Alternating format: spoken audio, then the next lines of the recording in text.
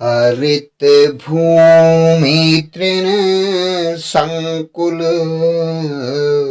समुझ परहि नहीं पंथ।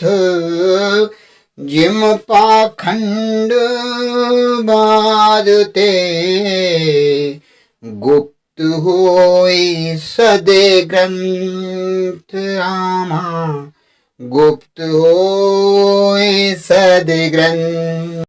भावार्थ, पृथ्वी घास से परिपूर्ण होकर के हरी हो गई है, जिससे रास्ते समझ नहीं पड़ते हैं। हरित भूमि तृण संकुल समुझ परहि नहीं पंथ। जिम पाखंड बाधते गुप्त होई सदग्रंथ। जैसे पाखंड मत के कारण प्रचार से सदग्रंथ गुप्त हो जाते हैं, या यूं कहें कि लुप्त हो जाते हैं। जब संसार में अनेक प्रकार के मत, संप्रदाय और अलग अलग धर्म उत्पन्न हो जाते हैं, तो इससे सदग्रंथों को लुप्त होना पड़ता है, सदग्रंथों की शिक्षा छुप जाती है। और कैसे? जैसे कि वर्षा ऋतु में हरित भूमि तृण संकुल, सारी पृथ्वी जब हरी हो जाती है तो रास्ते समझ में नहीं पड़ते हैं कि रास्ता किधर है और किधर रास्ता नहीं है। तो यह जो वर्णन तुलसीदास जी ने किया है, यह वर्णन आप किष्किंधा कांड के रामायण से लिया गया है, जहां पर कि वर्षा ऋतु के वर्णन करते हुए तुलसीदास जी लिखते हैं, हरित भूमि तृण संकुल समुझ परहि नहीं पंथ। जिम पाखंड बाधते गुप्त होई सदग्रंथ। दादुर धुनि चाहूं दिशा सुहाई। वेद पढ़हि जनु बटु समुदाय। राम सिया राम सिया राम जय जय राम। नव पल्लव भये विपट अनेका। साधक मन जस मिले विवेका। राम सिया राम जय जय राम। राम सिया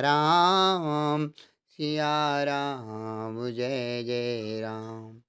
भावार्थ, चारों दिशाओं में मेंढकों की ध्वनि ऐसी सुहावनी लगती है मानो विद्यार्थियों के समुदाय वेद पढ़ रहे हों।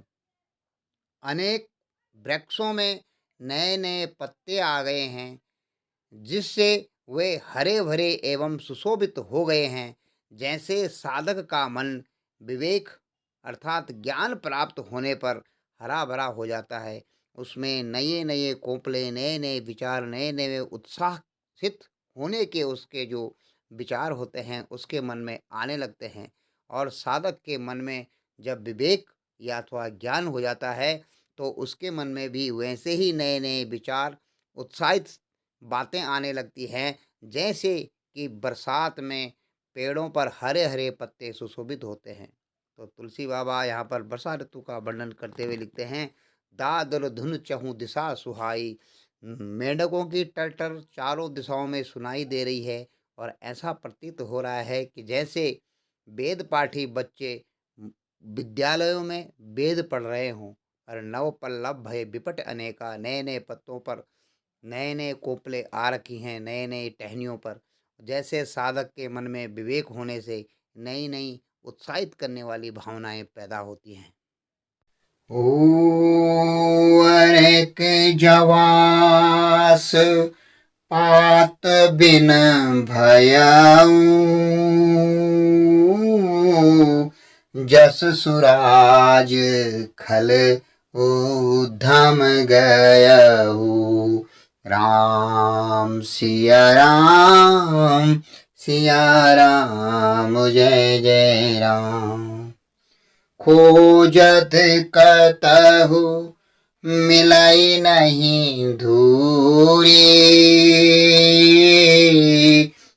करहि क्रोध जिम धर्म ही दूरी।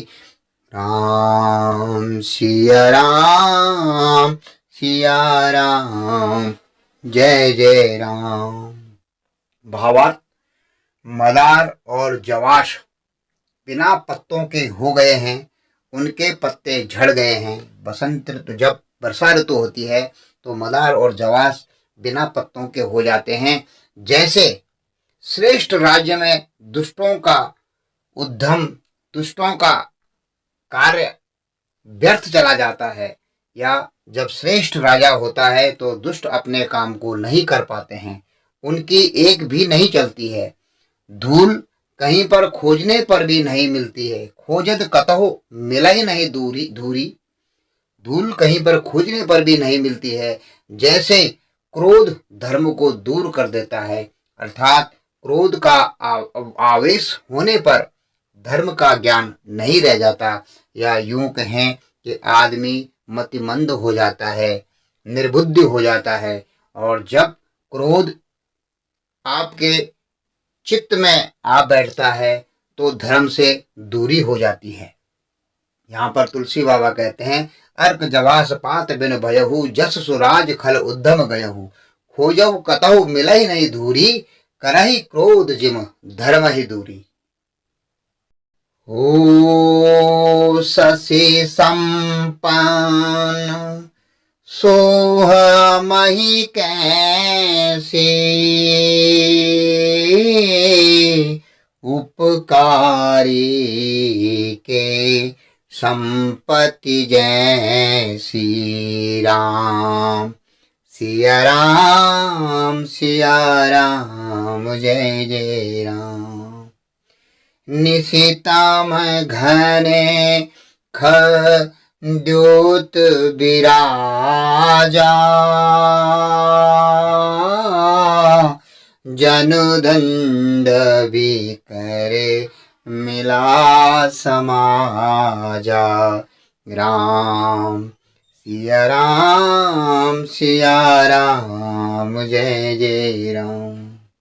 अगली चौपाई में तुलसीदास जी कहते हैं, अन्न से युक्त लहलाती हुई खेती, हरी भरी पृथ्वी कैसे सुशोभित हो रही है, जैसे किसी परोपकारी उपकारी पुरुष की संपत्ति होती है। रात के घने अंधकार में जुगनू कैसे शोभा पा रहे हैं, जैसे मानो दंभियों का समाज आ जुटा हो। इस प्रकार से वर्षा ऋतु में जुगनू कहीं कहीं पर चमकते हैं और इकट्ठे होकर के अंधेरे में एक साथ इकट्ठे होते हैं, जैसे दंभियों का समाज आ जुटा हो। और धरती हरी भरी, खेती चारों तरफ हरी भरी हो जाती है। खेती कैसे कि जैसे उपकारी पुरुष की संपत्ति हमेशा चारों तरफ फलती फूलती है। ओ महावृष्टि चली फूटी कियारी, जिम स्वतंत्र भये बिगरहि नारी।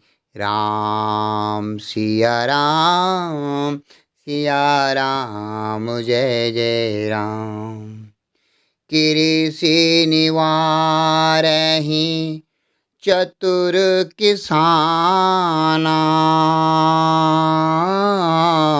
जिम बुध तजहि मोद मद माना। राम सिया राम सिया राम, जय जय राम। राम सिया राम सिया राम, जय जय राम। नमस्कार, जय हिंद, जय भारत और जय उत्तराखंड। उत्तराखंड यूट्यूब हिलांशी चैनल में आप देख रहे हैं कि यहाँ पर रामायण की जो चौपाई हैं उनमें तुलसी बाबा वर्षा ऋतु का वर्णन करते हुए आगे एक बड़ी भारी सीख के रूप में लिखते हैं, महावृष्टि चले फूट कियारी, जिम स्वतंत्र भय बिगरहि नारी। भारी वर्षा से खेतों की क्यारियाँ फूट चली हैं, अर्थात खेतों में जो क्यारियाँ थी वो फूट करके उनका पानी इधर उधर जाने लगा है। कैसे जैसे स्वतंत्र होने पर स्त्रियां बिगड़ जाती हैं, जब स्वच्छंद स्त्रियों के स्वभाव में जब स्वच्छंदपन आ जाता है, तो धीरे-धीरे लोक लाज उनकी खत्म हो जाती है और वे बिगड़ जाती हैं। चतुर किसान खेतों की निराई कर रहे हैं, खेतों को निरा रहे हैं, उनमें से घास आदि निकाल कर फेंक रहे हैं। कैसे? जैसे बुद्धिमान लोग मोह, मद और मान का त्याग कर देते हैं और उनका मल बिल्कुल निर्मल हो जाता है। उसी प्रकार से किसान भी अपने खेतों की निराई-गुड़ाई करके खरपतवार को निकाल कर बाहर फेंक रहे हैं। तो आप देखते हैं कि तुलसी बाबा ने एक-एक चौपाई में, रामायण की चौपाई में बहुत गूढ़ रहस्य भरे हैं, जिनको कि आप अपने जीवन में उतारेंगे तो आपका ज़रूर ही ज़रूर आपके जीवन में उन्नति के सोपान आप चढ़ेंगे। और मित्रों, यहाँ तक सुनने के लिए आप सबका आभार करता हूँ, वंदन करता हूँ, नमन करता हूँ और भगवान श्री राम आपको सदैव खुश रखें। जय श्री राम।